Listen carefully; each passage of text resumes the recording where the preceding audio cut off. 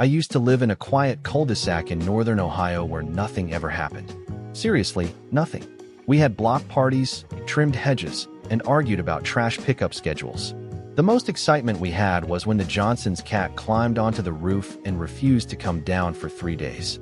So when Ted Langley, my next-door neighbor for 6 years, came over one Saturday in early June to borrow my lawn mower, I didn't think twice. Gas-powered or electric? I asked. He laughed, pointed at the gas one, and said he'd bring it back by sunset. Only he never did. At first, it wasn't weird. Maybe he got distracted. Maybe the mower broke. People get busy, I told myself. But the next morning, his driveway was empty, his blinds were shut, and the mower was still missing. I knocked. No answer. I even called his cell, voicemail. His car hadn't moved since the night before, and the newspapers began to pile up. 3 days passed. I called the police. Probably took a trip without telling anyone, the officer said. Happens more than you'd think. But Ted wasn't that type. He was routine to the point of absurdity. Cut his lawn every Thursday, grilled every Sunday, and waved at 7:12 every morning when I left for work. After a week, his sister filed a missing person report. The police did a welfare check, found nothing suspicious. No signs of forced entry, no struggle.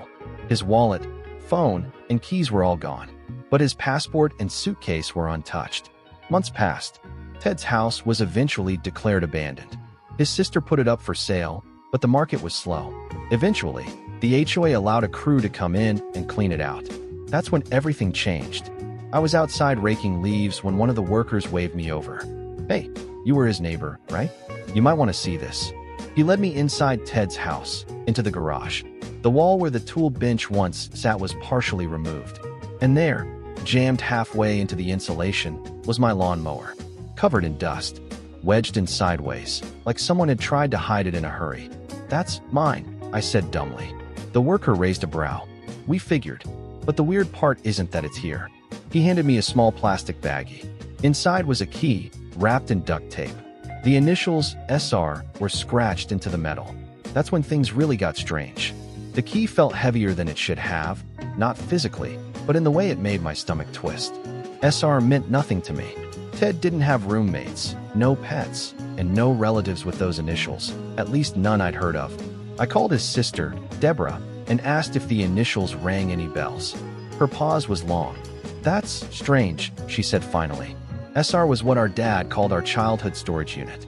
Storage room. But that was in Michigan, and it was cleaned out years ago. I asked if Ted ever talked about hiding anything. She chuckled nervously. Ted? Hide something? He still alphabetized his DVDs. Secrets weren't his thing. That night, I stared at the key under my desk lamp, turning it over and over. The grooves were worn, like it had been used often. I checked it against every lock I owned. Nothing. Then I had a thought. What if it was meant for somewhere in the house? The next day, I returned to Ted's garage with the workers' permission. They were removing drywall and loading boxes. I looked for anything that could hold a hidden lock. A cabinet, a chest, even a fuse box. Nothing. But in the back corner of the basement, past the shelves of canned beans and expired batteries, was a heavy wooden panel. I tapped it. Hollow. I ran my fingers along the base and found a small, recessed latch with a tiny keyhole. I slid the key in. It fit. The click echoed in the quiet room. My heart was hammering. I hesitated, then pulled the panel open. Behind it was a narrow cavity no wider than a closet, and inside was a single object, a metal box, locked with a latch and a coded dial. A faint smell of oil and paper wafted out. No wires, no sounds, just stillness. I didn't touch it. Instead, I called the police. When they arrived, they photographed everything, dusted the area, and gently removed the box. We'll open it at the station, one officer said. And you said this was behind your lawnmower? Technically, yes, I replied. But I was thinking something else entirely. Why would a man who kept his spice rack alphabetized hide a box behind a fake wall? With a key he never carried? Something wasn't right. Something told me Ted hadn't disappeared. He'd been erased. The metal box was opened 3 days later. I didn't get to see it myself, but Officer Grant, the one who first responded to Ted's disappearance, called me personally. I think you should come in, he said. You're listed in some of the documents. That sentence chilled me.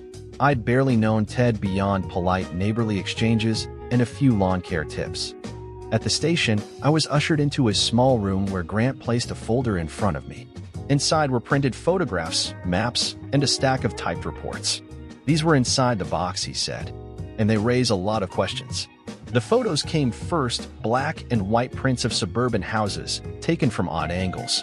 Some from across streets, some from rooftops. One was of my house. My front porch, to be specific. I leaned back. Is this supposed to be a joke? Grant shook his head. All taken with an analog camera. Dated between 2016 and 2019. But why would Ted? I started. We're not sure this was Ted, he interrupted. That's what's troubling. The map showed flight paths, train routes, and marked locations across the Midwest. None of them made much sense at first, until Grant pointed out that most of the routes connected to missing persons cases. Cold cases. People who vanished from rest stops, train platforms, gas stations. There were notes, 2 cryptic ones. Lines like, "Avoid Toledo, too many eyes. Mark suspicious, watch reactions. SR box, move if compromised." And then one final note, written in pen unlike the others. "If you're reading this, they found me." I stared at the words. "You think someone was after Ted?" "We don't know," Grant said. "But if he was being watched, or if he was watching someone, this isn't just a man who borrowed a mower and skipped town." I left the station feeling like my neighborhood had never been what I thought. That night, I scrolled through old phone photos. There, 6 months before Ted vanished, was a selfie I'd taken while repainting my porch. And in the background, nearly invisible unless you zoomed in, was a man halfway down the street. Standing still, facing my house. It wasn't Ted. I couldn't sleep that night. Every creak of the floorboards, every rustle of the tree branches outside made my pulse jump. I kept staring at the zoomed-in image of that man on the street. His face was blurred, caught mid-motion, but his posture was too still, too intentional, like he wasn't walking past but standing watch. By morning, I sent the image to Officer Grant. He responded faster than expected. "We're enhancing it. You're not the only one who's seen him." That sentence hit me hard. Not the only one? I needed answers. So I did something I probably shouldn't have. I broke into Ted's house again. Technically, it wasn't trespassing since it was still under the HOA's control, but the workers were gone, and the door was locked. I had the spare key Ted gave me years ago to water his plants. It still worked. I headed straight for the basement, flashlight in hand. The hidden panel had already been dismantled, but I searched for anything else unusual.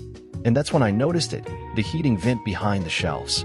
Not a normal one. It was too low, too wide, and sealed with screws that didn't match. I unscrewed it and reached inside.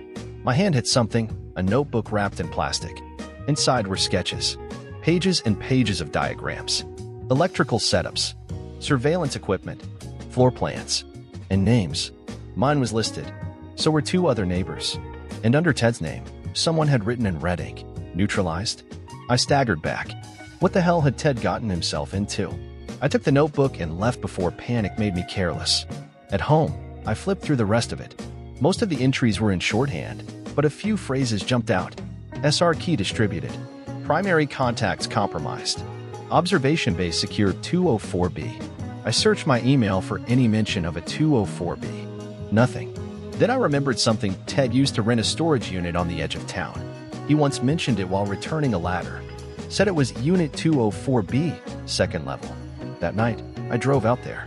The facility was closed, but a loose chain on the gate let me slip through. I climbed the stairs, heart pounding, until I reached it. 204B. Padlocked. I pulled out the SR key. It turned. The door creaked open.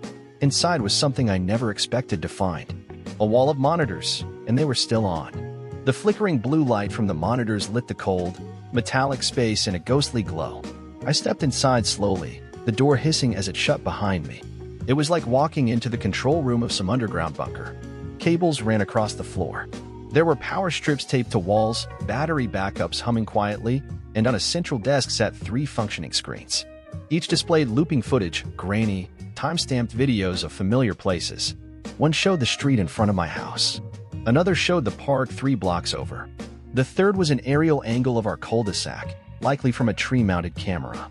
I stood frozen, watching myself walk my dog, rake leaves, even wave at Ted in one clip.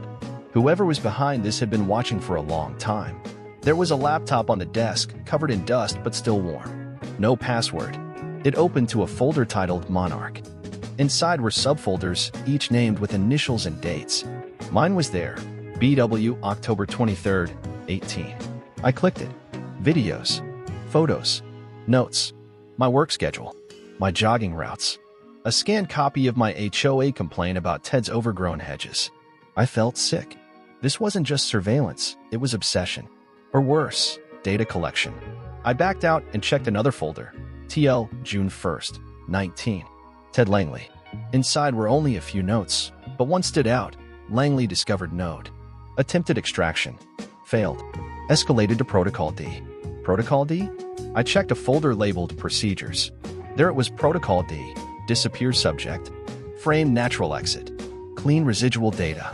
It read like instructions for erasing someone from reality. Was this a joke? A paranoid fantasy? Or something more organized, something real? My mind was spinning. I copied the entire contents of the laptop onto a flash drive I had in my jacket.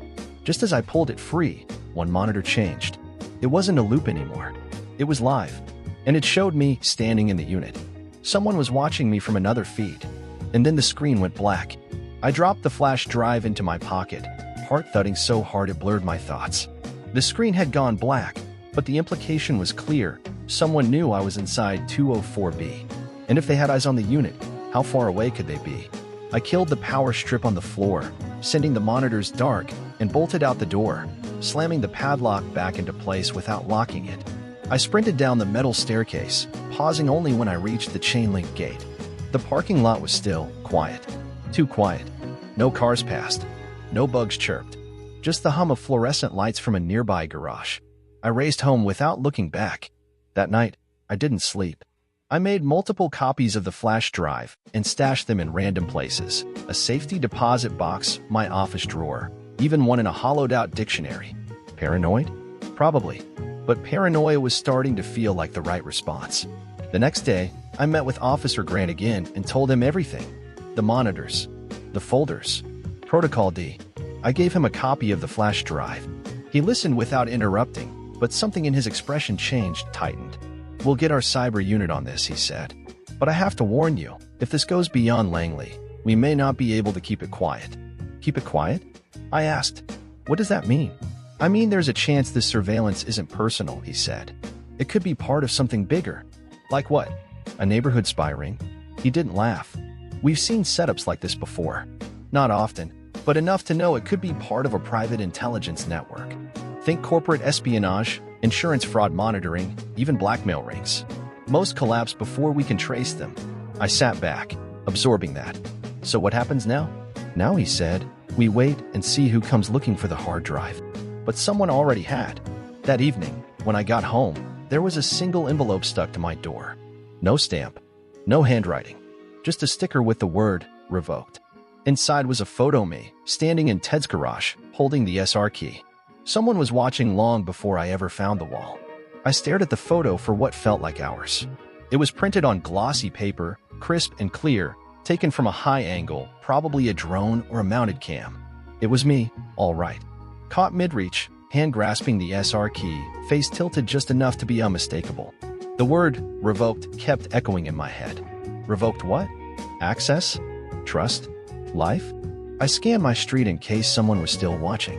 Nothing obvious, just kids on bikes and a guy walking his dog. I took the envelope inside and locked every door and window. I even taped a towel over my laptop camera and unplugged every smart device in the house. That night, I texted Grant about the envelope. He told me to stay put, but didn't sound surprised. "They know you're in now," he said. "You need to be careful who you talk to, including law enforcement." That stopped me cold. "Including you?" He didn't reply, and that silence said more than words ever could.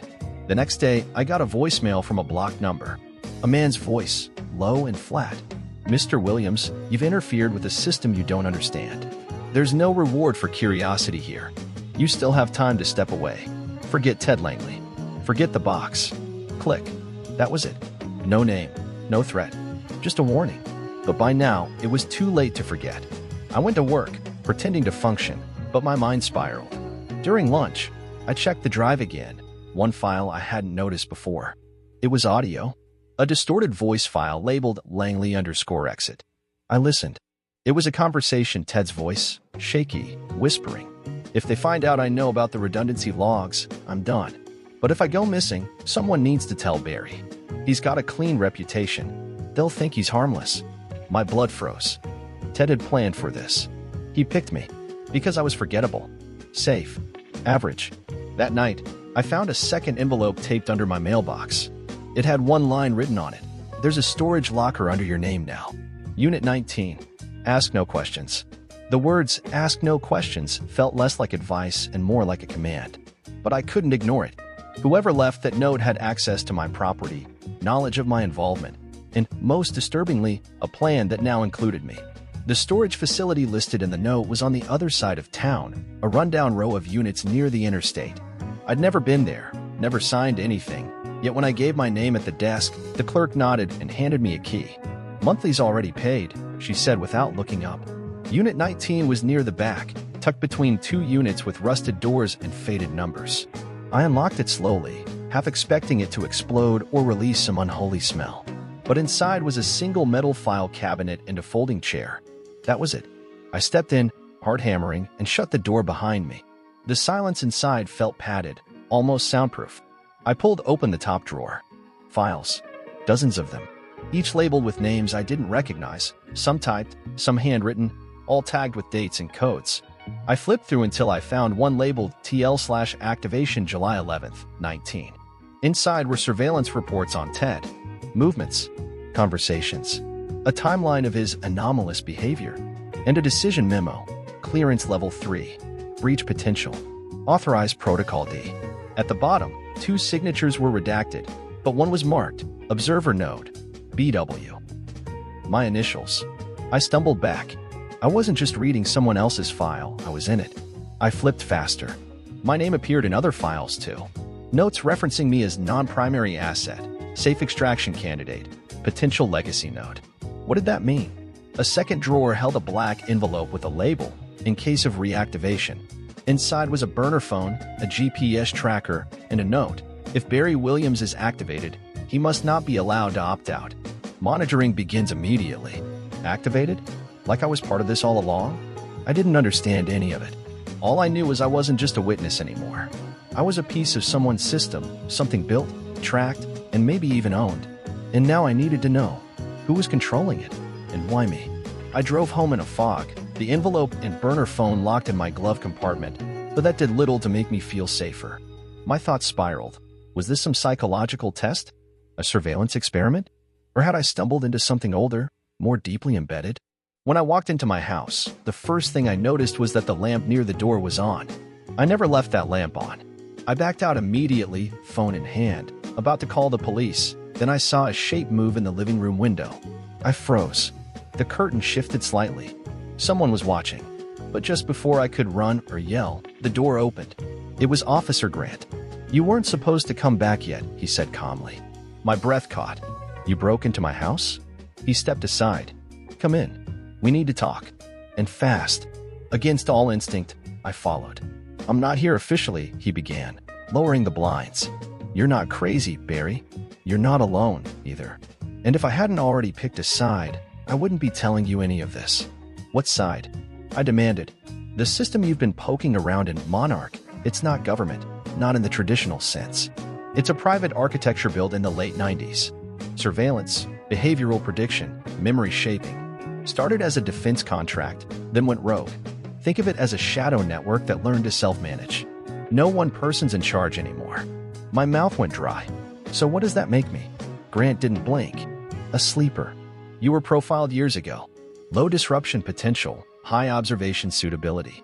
You were given passive status until Ted made contact and tripped a dormant trigger." "A trigger?" I said, barely whispering. "What kind of trigger?" "His disappearance," Grant said. "It was your activation point. The minute you started looking into it, the system started watching you differently. Reactivating you." "Reactivate me for what?" Grant stepped closer, lowered his voice. "To replace him." I sat down hard on the edge of my couch, everything around me buzzing like I'd just stepped off a spinning ride. "Replace him," I said, the words barely escaping my mouth. "As what?" Grant remained standing, arms folded, eyes scanning the room as if expecting someone or something to interrupt. "Ted was more than a neighbor," he said. "He was part of Monarch's internal audit program. That key he asked for? It wasn't just a hiding place. It was a test. He was trying to see if you were still traceable, still viable. Why me? I asked. Why any of this? Grant, finally, Saturday, Monarch is built on quiet people. Observers. People who don't stir the pot. You've lived in this neighborhood for a decade, and nobody remembers you being at a single HOA meeting. You recycle. You pay taxes on time. You're the perfect cover. This isn't a job interview, I said. I didn't sign up for any of this. Grant nodded. But you triggered the protocol anyway. And now they're watching how you react. If you resist, they'll shut you down. If you comply, they'll absorb you. And what did Ted do? He resisted. Quietly at first. But when he tried to extract his logs and notify outsiders, Monarch marked him for invisible relocation. That's their euphemism. He's probably buried under a code name now. Or worse. I stood, pacing. So what am I supposed to do? Play along? Become a cog in their machine? Grant reached into his jacket and handed me a flash drive. You don't have to play, but you do have to outthink them. This contains part of Ted's last dump, things he copied right before they came for him. But don't upload it. Don't email it. Read it offline. And don't ever open it near a device with a live connection. What's on it? I asked. Grant looked me dead in the eye. Their weaknesses. Their original architecture. The back door that Ted found before he disappeared. Then he stood and walked to the door. You've got one shot at this, Barry. Stay invisible. Or end them. He left without another word. And suddenly, I didn't feel like a neighbor anymore. I felt like a target. I waited until nightfall to open the flash drive. I drove 40 minutes out to a friend's old hunting cabin. No electricity, no cell service, just me, a solar-powered laptop, and a gut full of dread.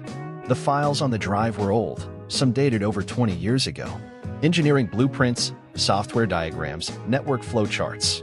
It was like looking under the hood of a supercomputer that had become sentient, then forgotten it wasn't supposed to exist. One file stood out. It was a log of identity indexes, a kind of internal roster of participants in Monarch's architecture. Observer notes, archive notes, redundancy units, test environments. I searched my own name and found an entry. B.Williams/observer node/activation potential, dormant, updated, July 13, 2019. I scrolled to Ted's. His line read, T.Langley/audit node/terminated, July 11, 2019. Terminated. Not missing. Not relocated. I exhaled slowly. There was no doubt anymore Ted was dead. And Monarch had decided I was next in line. I dug deeper into the source code snippets Ted had labeled failsafe. They referenced something called Echo Pulse, a looping memory protocol embedded into routine civilian surveillance. It wasn't just about observing behavior. It was about altering it slightly, incrementally, over time, making you forget things, making you distrust memories.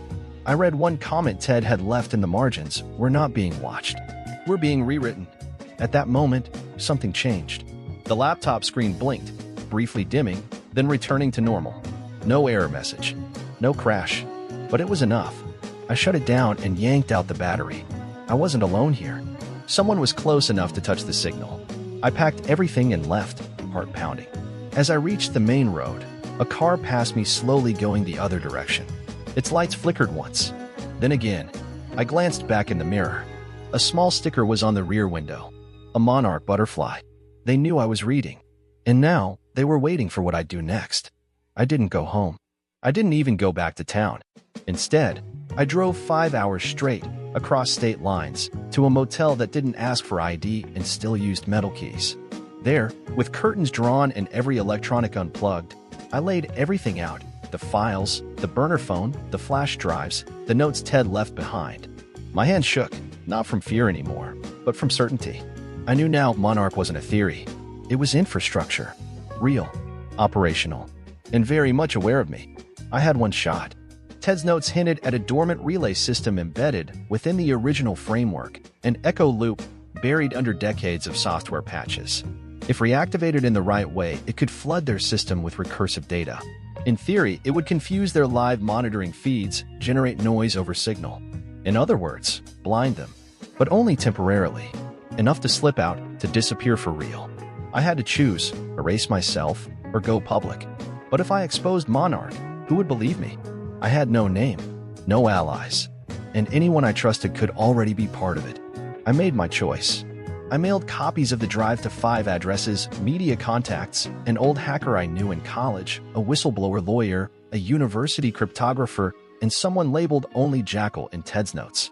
Then I drove to the coast, used the final instructions in Ted's failsafe file to trigger the echo loop from a local library computer, hooked through a cascade of relays. The moment I pressed enter, the lights flickered. The cursor froze. And then darkness. A full system blackout for 13 seconds. That was all I needed. I ditched every device, burned my notes, shaved my beard, cut my hair, and walked into a life with no digital trace. The world moved on. The news never reported Monarch. Maybe they never would. But I knew the files had landed because one morning, months later, I saw an article buried deep in a tech forum. Shadow Systems and Civil Infrastructure. Leaks suggest civilian data manipulation network. Author, Jackal. They were listening now. And somewhere, maybe even in the quiet hum of my new apartment above a bookstore in a city where nobody knew my name, someone was still watching. But so was I. And this time, I wasn't afraid.